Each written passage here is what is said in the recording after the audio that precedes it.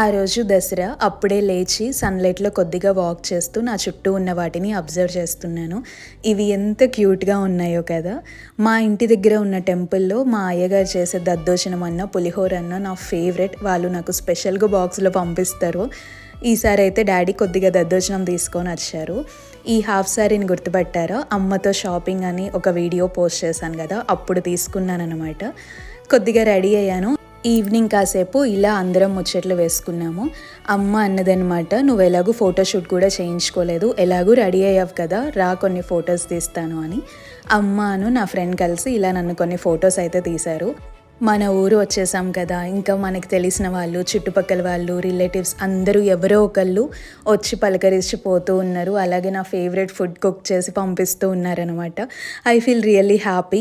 ఆ ఫోటోషూట్ తర్వాత as usual ఫుల్‌గా అలసిపోయాను. సో, ఈ దసరా అయితే ఇలా జరిగింది నాది.